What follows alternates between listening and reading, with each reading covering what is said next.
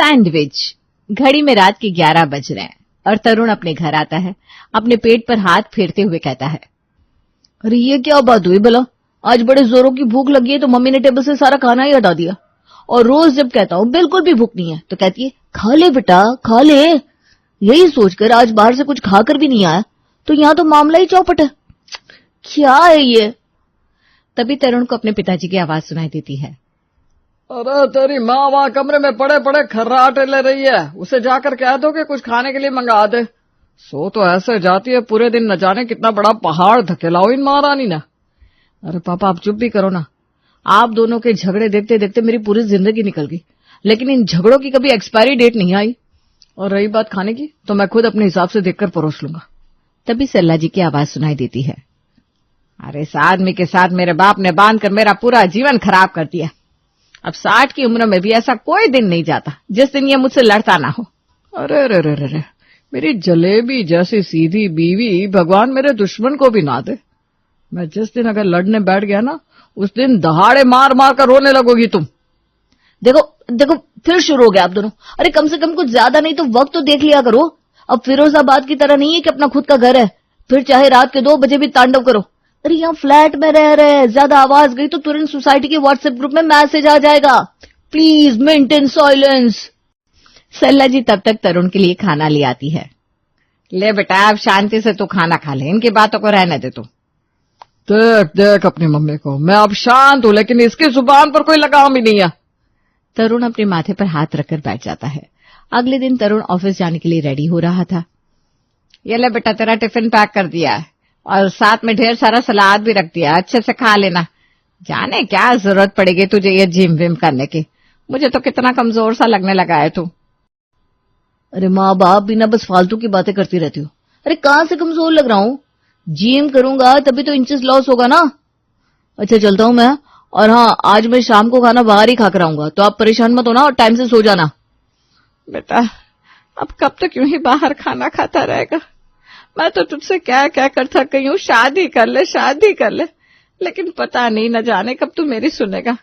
और अब तो पंडित जी ने भी रिश्ते लाने बंद कर दिया है। अरे बंद कर दिए ना माँ, इससे ज्यादा सुकून की बात मेरे लिए कोई हो ही नहीं सकती। और शादी, किस शादी की बात कर रहे हो आप लोग? अरे आपकी और पापा की शादी को देख देख कर मेरा पेट और मन दोनों ऊपर तक भरा हुआ है। मेरी लाइफ में शादी जैसा कोई कॉन्सेप्ट ही नहीं है, तो प्लीज मेरे से बार बार शादी का मत बोला करो, क्योंकि मैं कभी भी शादी नहीं करूंगा। इतना कहकर तरुण अपना लंच बॉक्स उठाकर घर से निकल जाता है और सल्ला जी फिर से उसी उधेड़बुन में लग जाती है कि आखिर उनकी परवरिश में कहां कमी रह गई, क्यों उनका तरुण ऐसी बातें करता है। तभी घर की डोरबेल बजती है। अरे इस समय कौन हो सकता है? सरला जाकर दरवाजा खोलती है। अरे पंडित जी आप, बड़ी ही लंबी उम्र पाए आप। महादेव से देखो, अभी थोड़ी देर पहले ही आपको याद कर रहे थे और देखो आप सामने हाजिर है। अरे यजमान महोदया, आपकी आवाज ही तो महादेव ने हम तक पहुंचाई है, तभी तो हम आपके समक्ष हाजिर हुए हैं। अरे हमारे महादेव की मर्जी के बिना एक पत्ता भी नहीं हिल सकता। आपकी और हमारी औकात ही क्या है? सही कहा आपने पंडित जी। अरे अब जरा जलपान ग्रहण भी कराएंगी या फिर दरवाजे पर खड़ा रखेंगी? नहीं नहीं पंडित जी, आइए आइए बैठिए, मैं आपके लिए पानी लेकर आती हूँ। सल्ला पानी लेकर आती है और पंडित जी को देती है। पंडित जी अपना चश्मा चढ़ाए हुए बड़े ही गौर से कुछ पन्ने उलट पुलट कर रहे थे। तो बताइए यजमान, आपके सुपुत्र की फिर कहीं कोई बात बनी क्या? अरे कहाँ पंडित जी, वो तो शादी के लिए सुनकर ही मना कर देता है।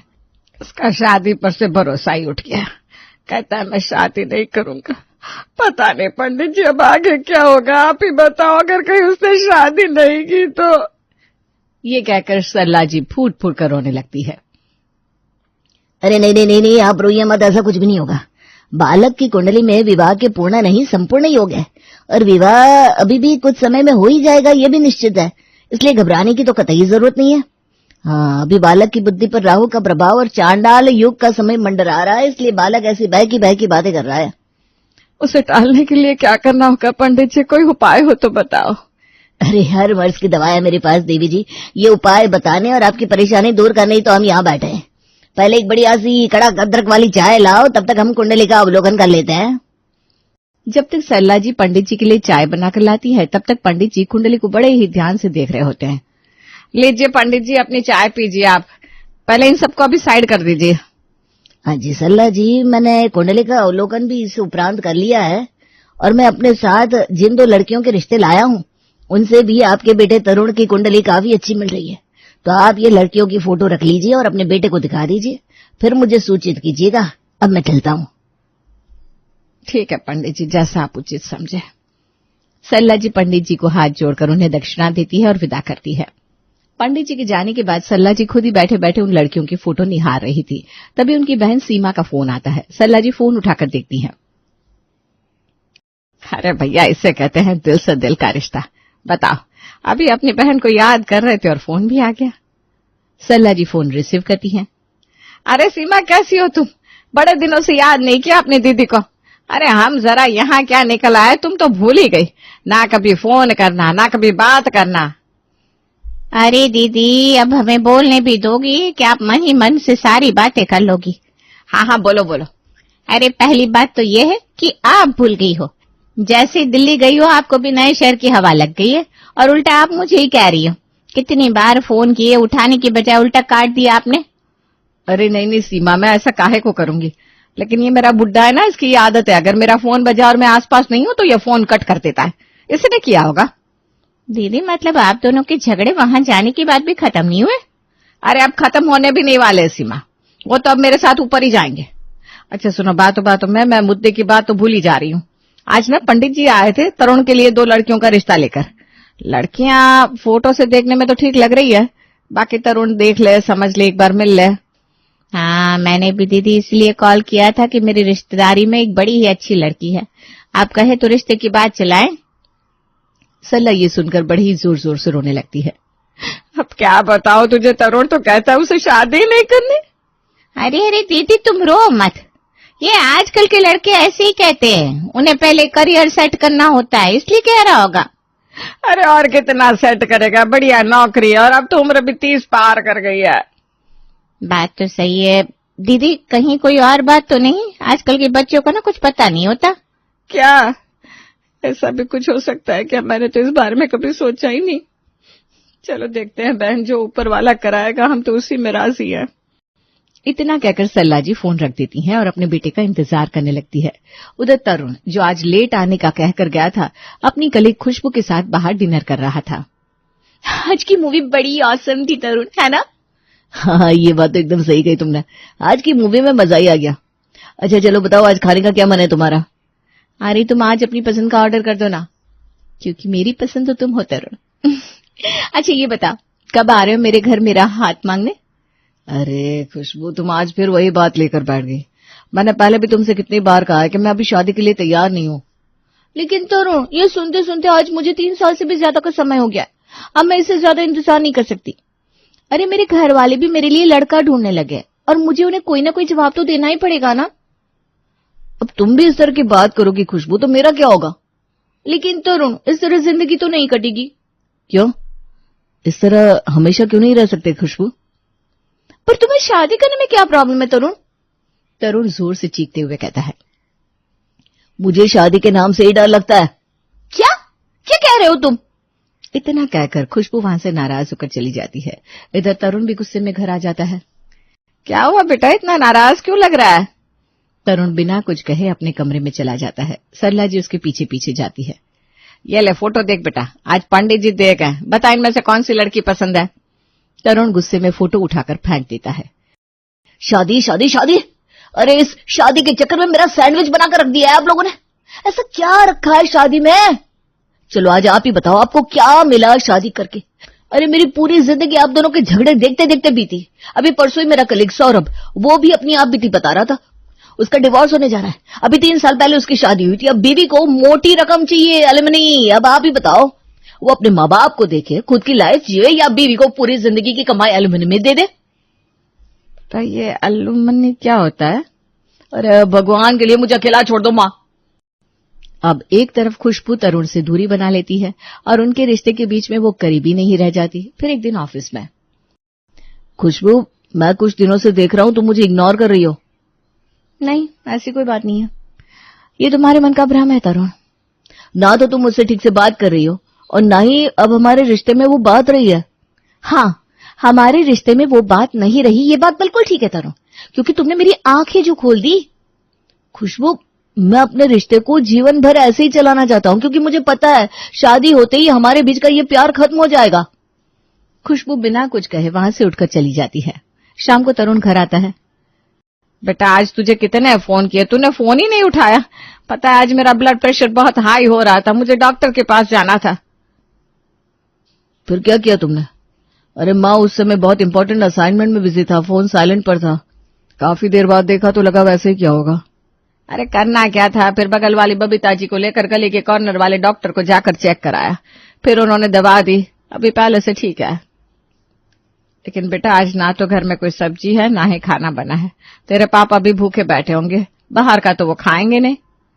ठीक है, मैं जाकर सब्जी लाता हूँ और खाना बनाता हूँ। सब्जी लाकर तरुण खाना बनाता है और ऐसा करते करते उसे रात के 11 बज जाते हैं और वो बिना खाना खाए थक कर सो जाता है। अब तरुण के ऊपर बहुत प्रेशर था। कभी सरला जी की तबीयत खराब हो जाती और घर की सारी रिस्पॉन्सिबिलिटी के चलते अब तरुण बहुत परेशान रहने लगा था। साथ ही खुशबू और माँ दोनों की तरफ से बढ़ते प्रेशर के कारण तरुण हार जाता है, क्योंकि वो किसी भी हाल में खुशबू को खोना नहीं चाहता था। इसलिए वो अपनी माँ को खुशबू से मिलाने अपने घर लेकर आता है। माँ, इससे मिलो, ये मेरे साथ काम करती है, इसका नाम खुशबू है। आओ आओ बैठो बेटा, तुम्हारा नाम तो तुम्हारी तरह बड़ा खूबसूरत है। माँ, मैं खुशबू से शादी करना चाहता हूँ। क्या? ये तो बड़ी खुशी की बात है, मैं तो ये सुनने के लिए तरस गई थी। हे मेरे राम जी, आज आपने मेरी सुन ली। लेकिन ये भी ब्राह्मणी है ना बेटा, हमारे तौर तरीके जानती है ना? नहीं आंटी जी, मैं गुप्ता बनिया हूँ, पर आपको किसी भी तरह से कोई परेशानी नहीं आने दूंगी। बाकी रही बात तौर तरीके की, तो वो आप मुझे सिखाई देंगी ना? बेटा, जमाने को देखते हुए तेरे विचार तो बड़े ही सरल है, अब तो बस अपने मम्मी पापा से मिला दे हमको। बाद में दोनों परिवारों की रजामंदी से खुशबू और तरुण की शादी हो जाती है। शादी के बाद दोनों की एक नई जिंदगी का आगाज होता है और फिर एक सुबह तरुण अपनी छुट्टियों से वापस ऑफिस जाने के लिए रेडी हो रहा था। अरे ये क्या, तुम अभी तक तैयार नहीं हुई खुशबू? अरे भाई, ऑफिस जाने के लिए लेट हो रहा है। हाँ तरुण, मैंने आपका लंच रेडी कर दिया है। मैंने अभी 3 दिन की लीव एक्सटेंड करने के लिए मेल भी कर दिया है। अरे लेकिन क्यों? वैसे भी हम दोनों 10 दिन पर से तो लीव पर ही थे। अरे मैं कुछ दिन घर को देना चाहती हूँ, सबको समझना चाहती हूँ। तरुण को ये सुनकर बड़ी ही खुशी होती है और वो खुशबू को गले लगा लेता है। अरे पापा, कोई देख लेगा ना। चलो जल्दी से अपना लंच पकड़ो और निकलो, ऑफिस के लिए लेट हो रहा है ना। पूरे दिन खुशबू अपनी सास के साथ मिलकर घर के काम निपटाती है और शाम को सबके लिए बढ़िया सा खाना बनाती है। शाम को तरुण के आते ही सब लोग खाने के टेबल पर आते हैं। मम्मी जी, पापा जी, आप लोग आ जाइए, खाना रेडी है, सब लोग साथ में मिलकर खाएंगे। सरला जी आती है। अरे तेरे पापा क्या साथ में खाएंगे, आज तक कभी जीवन में उन्होंने साथ में खाया है जो अब खाएंगे। मम्मी जी आप रुकिए, मैं बुलाकर लाती हूँ पापा जी को।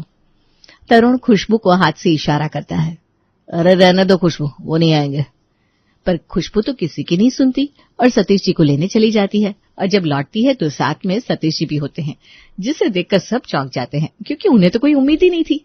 फिर 2 दिन बाद खुशबू भी ऑफिस जाना शुरू कर देती है। जैसे ही खुशबू शाम को ऑफिस से आती है, सरला जी अपना घुटना लिए बैठी थी। क्या हुआ माँ, आप ऐसे क्यों बैठी हो? क्या हुआ आपके घुटने में? अब मुझसे क्या इतना काम होता है, इतने दिनों से बहू कर रही थी तो मेरी आदत भी छूट गई थी। अब इतने लोगों का खाना मुझसे नहीं बनेगा बेटा। ये सुनकर खुशबू वहां से चली जाती है। पहले तो तरुण को गुस्सा आता है और उसे वही ख्याल आता है जिससे वो डरता था, इसलिए वो खुशबू के पीछे पीछे चला जाता है। वहां पर खुशबू अपनी मम्मी से बात कर रही थी। आ गई बेटा तू ऑफिस से? हाँ माँ, मैं आ गई। आज तो ऑफिस में बड़ा ही काम था, कितने दिनों बाद गई थी मैं। और खाना पीना क्या बनाया डिनर में? अभी तो आ रही हूँ माँ, अभी जाऊंगी ना किचन में, जाकर बनाऊंगी कुछ। क्या तेरी सास ने नहीं बनाया कुछ? इतना तो वो कर ही सकती है। अरे मम्मी, आप ना खामखाम परेशान ना हो, मैं सब हैंडल कर लूंगी। घर पर भी तो आप बीमार रहते थे तो मैं करती थी ना, तो बस अब मेरी शादी हो गई है तो ये सारी जिम्मेदारियां मुझे निभानी चाहिए। ये सुनकर तरुण की जान में जान आती है और वो जाकर खुशबू को गले लगा लेता है। खुशबू, मुझे लगा तुम मम्मी की बात सुनकर नाराज हो गई, मेरी तो जैसे जान ही निकल गई। मैं डर गया, मुझे लगा अब हमारे घर में वही लड़ाई झगड़े शुरू हो जाएंगे जो हर एक घर में होता है। लेकिन तुम सच में बहुत समझदार हो, अब मैं हर कदम पर तुम्हारे साथ खड़ा हूं। चलो किचन में हम दोनों खाना बनाएंगे। जब सब खाने के टेबल पर होते हैं खुशबू बेटा, आप मुझे मेरे लायक काम बता दिया करो। घर के साथ नौकरी संभालना कोई आसान काम नहीं है। कल से घर के राशन और सब्जी की जिम्मेदारी मेरी। अभी तो तुम दोनों का जीवन शुरू हुआ है, एक दूसरे को अच्छे से समझिए, क्योंकि इस समय अगर रिश्ते में कोई गांठ आ गई ना तो वो जीवन भर नहीं सुलझती। तरुण अपने पापा के पास जाकर उन्हें सॉरी बोलता है। पापा, मैं आपको जैसा समझता था अब बिल्कुल भी वैसे नहीं हो। शायद इसका कारण हमारे बीच का कम्युनिकेशन गैप है। खुशबू, आज तुम्हारे कारण मुझे मेरे पापा भी मिल गए। मुझे नहीं पता था कि परिवार इतना खूबसूरत भी हो सकता है। मुझे लगता था शादी के बाद लड़के की हालत एक सैंडविच के जैसे हो जाती है, उसे दोनों तरफ से बस दबाया ही जा रहा होता है। लेकिन मैं कितना गलत था। एक अच्छा जीवन साथी आपके जीवन और आपके घर दोनों को स्वर्ग बना सकता है।